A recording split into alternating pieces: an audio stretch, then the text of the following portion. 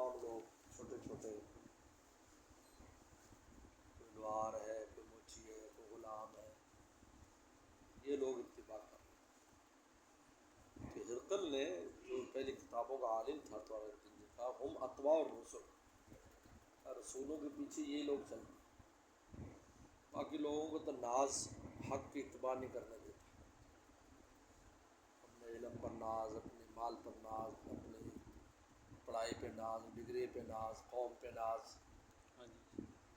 جو عام لوگ ہوتے ہیں وہ پیچھے چلتے ہیں، ہم اتباع الرسل، رسولوں کے متبعین ہوتے ہیں۔ اور اتنی بڑی بشارت دی، اس لیے ہمیشہ دینی کوشش میں عام لوگوں کو ٹارگٹ کرنا چاہیے، بڑوں کے پیچھے نہیں پڑنا چاہیے۔ بعض لوگوں کے بڑے بڑے نہ آئے، اس زمانے میں بھی سردار کتنے تھے رسول اللہ کے ساتھ؟ تھوڑے سے تھے، سارے بدر میں مارے گئے، چند ہی سردار ساتھ تھے، عمر رضی اللہ تعالیٰ تھے، سیدنا صدیق اکبر رضی اللہ تعالیٰ عنہ تھے، عثمان غنی انگلیوں پر گن سکتے۔ اور دوسری طرف ایک مجمع تھا سرداروں کا، 70 تو میدان میں مارے گئے، آگے ان کی حال اور آگے میں ہوں اتباع الرسل۔ اس لیے دینی محنت میں، اس لیے اطراف شہر میں سے لوگ ہوتے ہیں، قلب شہر میں تو امیروں کا قبضہ ہوتا ہے، اطراف شہر۔ اس لیے ہم نے کراچی میں دوستوں کو متوجہ کیا، اب وہ اطراف شہر میں جانے لگے تو مجمع جمانا شروع ہو گیا، حالانکہ وہ عالم نہیں ہے لوگ، لیکن صحبت یافتہ ہے، لوگ ان کی بات سنتا ہے۔ شہر میں عالم کی بھی نہیں سنتے اندر، کیونکہ مال کا دماغ میں وہ ہے، کسی کا قوم کا ہے، کسی کا کچھ ہے، کسی کچھ۔ میں ہوں اتباع الرسل، رسول متبعین ہے۔ کراچی میں جگہ ہے 63 ٹاؤن، یعنی 63 ٹاؤن مرکز کراچی سے 50 کلومیٹر پر ہے، بلکہ اس سے بھی زیادہ، اس سے بھی زیادہ۔ وہاں ہم نے جانا شروع کیا، دنیا جو جمع ہوتی ہے، اللہ، وہاں مزدور طبقہ ہے، اور یہ وہ لوگ تھے جو پہلے ندی نالیوں کناروں پر تھے شہر میں، تو جب ندی نالے بنائے گئے تو ان کو وہاں متبادل جگہ دے دی، یہ سب مزدور طبقہ تھا، ہر قوم میں، پنجابی بھی ہیں، سندھی بھی ہیں، پٹھان بھی ہیں، بلوچی بھی، سب قوم، برمی بھی ہیں، بنگالی بھی، اور اتنی کثرت سے جو حیران ہو گئے، پہلے مجمع، پہلے آئی دفعہ اتنی دفعہ، اور جگہ ہمارا جانا ہوتا ہے شہر کی مسجد میں، ڈیفینس میں بھی جاتے تو جاتے، بس مخصوص لوگ بیٹھے وہاں استقبال بھی کیا انہوں نے۔ میں ہر سال ایک دن چکر لگاتا ہوں، بہت ساری دفعہ ہوتی ہے، مجالس ذکر اتنی کامیاب ہے، ساتھی جاتے ہیں۔ ہم اتباع الرسل، کیونکہ اللہ تعالیٰ کے ہاں تو اس کی کوئی قیمت نہیں ہے، کوئی مال والا ہے، قوم والا ہے، کوئی نہیں، اللہ تعالیٰ تو اس کو پسند کرتے ہیں دین کی خدمت کرے، بس دین سے محبت کرے۔ بلال رضی اللہ تعالیٰ کا مقام کہاں سے کہاں چلا گیا، حالانکہ حبشی بھی تھے، غلام بھی تھے، ایک غلام اور پھر حبشی، ان کے والد نے اعتراض کر دیا، سیدنا صدیق اکبر رضی اللہ کے والد نے، جو سو مسلمان ہوئے، یہ کالی چمڑی والا کیوں خرید لایا، گورا غلام لاتا، گورے بھی ملتے تھے، رومی غلام۔ میں نے کہا ابا میں نے چمڑی دیکھ کے نہیں لایا، اس کی روح دیکھ کے لایا، اس کی روح سے پیدا، اس کی روح کو دیکھا میں نے، اس کی چمڑی نہیں دیکھی، یہ دل میں نہیں لگا۔ کیا مقام دیا ہے کہ قرآن کی قید کا مصداق بھی ان کو قرار دیا۔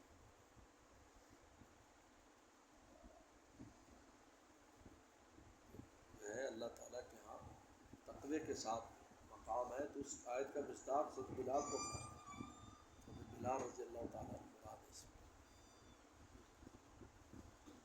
ایسا اللہ نے ان کو مقام دیا۔ اللہ تعالیٰ کے ہاں تو اس کا کوئی قیمت یا نظام نہیں ہے، رنگ و روغن یا صفہ، ان اللہ لا ینظر الی صورکم ولا الی، بعد میں اموالکم، بعد میں اعمالکم، اللہ صورتیں نہیں دیکھتے، نہ مال دیکھتے ہیں نہ اعمال دیکھتے ہیں، حالانکہ ینظر الی نیاتکم، ہماری نیتوں کو اللہ تعالیٰ دیکھتے ہیں، ہماری نیت کیسی ہے، تو باطن کیسا ہے تمہارا، اس پر قیمت، ظاہر پر قیمت نہیں۔ اس لیے کبھی بھی انسان دینی محنت میں ایسے لوگوں کو پیچھے نہ کرے۔ اب دیکھیں پیغمبر صلی اللہ علیہ وسلم عبس وتولی ان جاءہ العام، سردار بیٹھے تھے، اب ان کو تبلیغ کر رہے ہیں، آپ کو تو بڑی حرص اور لالچ تھی بھی یہ مسلمان ہو جائیں سردار لوگ، تو حضرت عبدالنبینا صاحب ان کو تو پتہ نہیں تھا کہ مجلس میں کون بیٹھے، اور یہ سردار لوگ ایسے تھے کہ یہ غریب صاحب سے بیٹھنا پسند نہیں کرتے، کہتے ہم کیسے آئیں آپ کا، تو یہ ایسے لوگ بیٹھے ہماری تو شان کے خلاف ہے، نعوذ باللہ من ذالک، ہماری شان کے خلاف ہے کیا ہم ان کے ساتھ بیٹھے۔ تو آپ نے دیکھا کہ اس ٹائم ہے اور صحابہ کرام اپنے کام میں گئے، تو تب مکتوم چل پڑے تو مسئلہ پوچھا، اب ان کو خبر نہیں تھی اس پر کون بیٹھا ہے، نبینا جو تھا، تو پیغمبر اسلام کی جن میں کچھ ناگواری سی آئی چہرے پر، یار یہ بعد میں آ جاتا ہے، کوئی تو عاشق ہی ہے تو اپنا ہی ہے، اگر ان کو کچھ فائدہ ہو جائے، اردو بھی غرض نبی کی تو ٹھیک تھی، اللہ کو پسند نہیں آیا، تو میں یہ سردار اور یہ اس کے بال کے برابر بھی نہیں، یہ سارے اکٹھے ہو جاتے ہیں، اتنی قیمت ہے۔ عبس وتولی جاءہ العامہ، نبی نے چہرہ سکیڑا اور اعراض کیا کہ نبینا آ گیا، کہا کہ شاید یہ نبینا زیادہ فائدہ اٹھائے، یہ تو بے غرض ہے، ان کے پیچھے کیوں پڑے ہوئے ہیں، چھوڑو ان کو۔ چنانچہ جب بھی حضرت عبد المکتوم آتے ان کا اکرام فرماتے، بھائی یہ وہ صحابی جس سے مجھے ڈانٹ پڑی اللہ تعالیٰ، اور پھر اللہ نے ان کو وہ کیا مقام دیا کہ مدینہ شریف کی گورنری، یعنی باطنی آنکھیں ایسی ان کو مل گئیں، رسول اللہ سفر پہ گئے تو گورنر بنا کے گئے، گورنر کو آسان کام ہے، اور وہ بھی اس زمانے میں جب کہ ہر طرف دشمن، یہودی سر پر بیٹھے ہوئے، اسے نابینا کو بنا کے جا رہے ہیں، لیکن رسول اللہ کو ان پر اتنا اعتماد تھا، اللہ نے ایسی بصیرت دی ہے کہ انہوں نے وہ بہت آسن طریقے پر چلایا، آسن طریقے پر سارے وقت کو پورا کیا، ہر چیز پر جو ہے نا وہ گرفت رکھی، ہر معاملے کی وہ درست رکھا، رسول اللہ کی مسلح پر نمازیں بھی پڑھاتے تھے، کتنا اونچا مقام ہوتا ہے۔ اس لیے اسلام اور دین میں اہمیت کام کی ہے، کام کرے وہ بڑا اللہ کیا، تاکہ قوم ابراج کچھ بھی ہو۔ اس لیے ایک بڑا جواہر فقہ میں مفتی شریف نے واقعہ لکھا ہے کہ حضور صلی اللہ علیہ وسلم کے خاندان کا ایک آدمی تھا مدینہ شریف میں، اور ایک ہی وہاں پر غلام تھے، وہ بھی حبشی تھے، وہ آزاد کر دیا تھا کسی نے ان کو، یہ حبشی غلام تھے پہلے، تو لوگ ان کا بہت اکرام کرتے تھے، یعنی کہتے 200 آدمی ان کے پیچھے چلتا تھا، جب وہ مسجد آتے اتنے لوگ ان کے ساتھ آتے تھے، اور یہ جو وسلم کے خاندان میں سے تھا ان کا وہ اکرام نہیں کرتا تھا، ان کا اعمال ذرا خراب تھے اس کے، تو اس کو بڑا غصہ آیا جب وہ مسجد آ رہے تھے، تو یہ ہمیں جا رہا تھا بازار بجائے نماز پڑھنے کے مسجد کے، وہ آ رہے تھے تو کسی نے ان کا گریبان پکڑ لیا، یہ جو وسلم کی اولاد میں سے تھے، انہوں نے کہا میں ان کی نبی کی اولاد ہوں، یہ میرا اکرام نہیں کرتے، اور تو کافر کی اولاد ہے، نہ تیرا ابا مسلمان تھا نہ اماں، اور تیرا اتنا اکرام کرتے ہیں، اتنے لوگ تیرے پیچھے جاتے ہیں مسجد اور ساتھ آتے ہیں، میرے یہ اکرام نہیں کرتے۔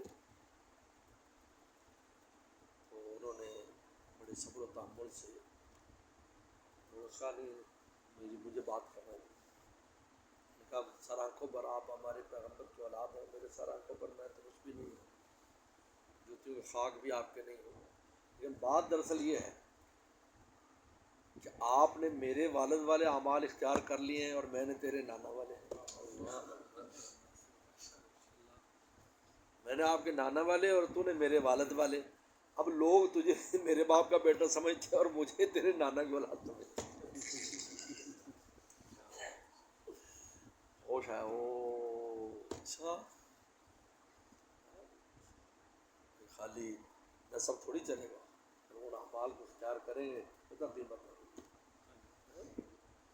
جس میں آتا ہے ممبتا بھی عمل ہو، جس کا عمل اس کو پیچھے کر دے، لم یسرے بھی نسب، النسب آگے نہیں بڑھا سکتے. نسب کی فوقیت بھی تب ہے، اس لیے حدیث میں آتا ہے، آپ نے فرمایا قسم نسب والوں کو صحابہ سے خیارکم فی الجاہلیت خیارکم فی الاسلام. ہے صحابہ تم میں زمانہ جاہلیت میں جو اونچے لوگ تھے قوم قبیلے شرف کے اعتبار سے، وہ اسلام میں بھی بڑے ہیں. اذا فقیہ ہو، شرط یہ ہے کہ وہ دین سیکھیں. بڑے کب رہیں گے؟ جب اذا فقیہ، جب ان کو دین کی فقاہت، ثقافت، دین پر عمل اور دین کا علم ہوگا تو پھر وہ پھر یہاں بھی بڑھیں. چنانچہ جو سردار تھے، تمہارے سردار تھے، جب وہ انہوں نے رسول اللہ کی غلامی اختیار کی تو سردار ہی رہے نا. پورے عالم پر سرداری آج تک نام زندہ ہے. سید صدیق اکبر سردار تھے، سردار ہی رہے. ایسا نہیں ہے کہ اسلام حسب و نسب والوں کو گراتا ہے، لیکن شرط یہ اذا فقیہ ہو. اگر غیر حسب والا فقیہ کرے گا تو پھر وہ اس کو بڑا. یہ تو نہیں دیکھنا کہ کالا ہے گورا، یہ دیکھنا ہے کہ اعمال کیا ہے، اس کی نسبت کدھر جاتی ہے. کتنے ایسے غلام، کتنے ایسے وہ تھے جن بڑے بڑوں نے انہوں نے کی چاکری کی، بڑے بڑے بزرگوں نے ان کی چاکری کی، بڑے بڑے علماء نے کی، اس لیے کہ ان کے پاس ایسی چیز تھی. رسول اللہ کے ساتھ ایسا عشق و محبت تھا، اللہ کا ایسا عشق و محبت تھا کہ وہ بڑے بڑے ان سے فیض حاصل کرتے تھے جا کے. حالانکہ وہ اس میں نسب کا ظاہر نہیں تھا. اس لیے دینی خدمات میں صرف یہ نہیں ہے کہ بڑوں کے پیچھے لگا رہے، بلکہ کوشش کرے جو عام لوگ ہیں ان میں محنت کرے، وہ جلدی آ جاتے ہیں. تبلیغی جماعت کو دیکھ لو. تبلیغی جماعت جو مولانا الیاس رحمۃ اللہ علیہ نے شروع کی تو بجائے دلی میں محنت کرنے کے نظام الدین کے پاس گئے،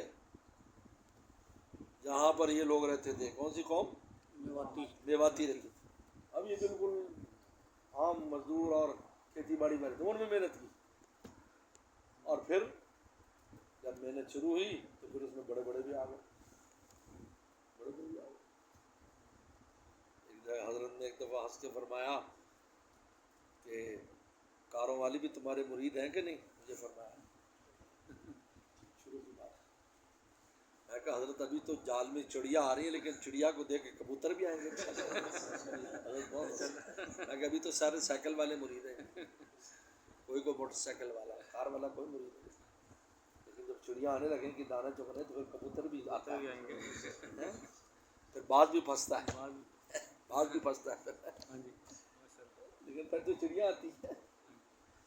میواتی محنت کی، پھر وہی محنت آپ دیکھیں پھر ہر طبقے میں پھیل گئی ماشاء اللہ. کوئی ملک کوئی خطہ نہیں رہا. یہ ایسی سمجھ تھی. اگر وہ دلی میں کوشش کرتے رہتے وہیں رہ جانے تھے. ان پر محنت اگر یہ گاؤں دیہات والے نا وہی متبا اور رسول جلدی حق کو قبول کرتے، کیونکہ ناز نہیں ہوتا نا. ناز حق سے مانے ہوتا ہے، ناز حق سے مانے. آج آپ یہ دیکھیں مکہ میں جو سردار تھے مانے جا، مدینہ میں جو سردار تھے عبداللہ ابن ابی بن سلول سردار تھا، منافق بنا، حق قبول نہیں کیا. حق قبول نہیں کیا، وہ سردار تھا قوم کا. تابع ہو جاؤ. یہی فرعون نے کہا تھا کہ تم یہ اس کی قوم تو موسیٰ کی قوم تو ساری ہماری غلام ہے، تم اس کی اتباع کرو گے.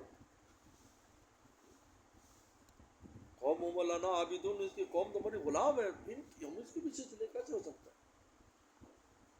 بعد میں پتہ چلا جب سمندر میں غرق ہوا ہے.